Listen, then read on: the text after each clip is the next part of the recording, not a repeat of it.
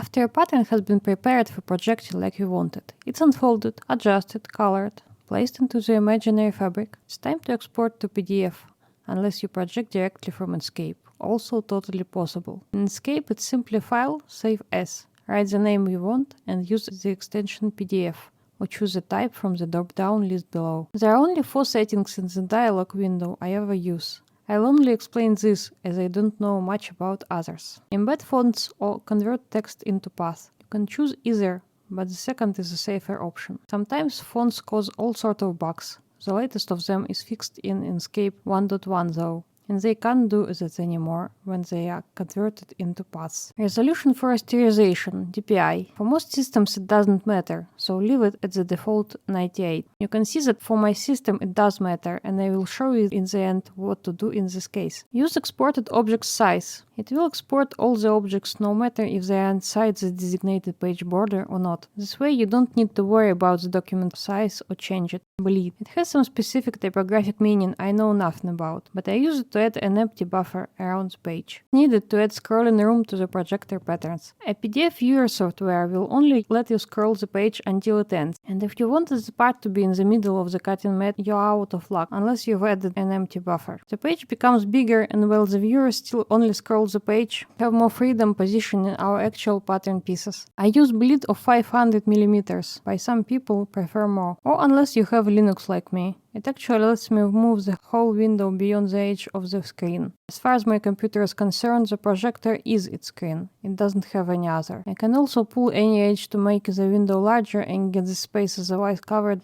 by menus and stuff. But for the same reason, I have to be careful about my export resolution. To see the patterns true to size on the screen, I have to set close enough to the screen resolution. Long ago, I set it by trial and error. If you export PDFs from Inkscape and they are smaller or bigger than expected, at 100% zoom in PDF viewer, you should measure your resolution, and there is an easy way to do that. Measure one side of the screen, only glass part of it, with a hard ruler or with draft tape measure. Mark the measurement, mine is 59.5 centimeters. DPI means dots per inch, so I convert my measurement to inches and get this long number. Then we need the corresponding number of pixels. You probably know that number already. I should too, but I forgot it again, so I'll look it up. 2560 pixels, or dots. Then we divide pixels by inches and get another long number we round up to 109. That's the number you can see in my export dialog and the resolution my PDF viewer uses to show me patterns. You don't have to be super precise with this. I've been using 110 for a few years before I measured properly,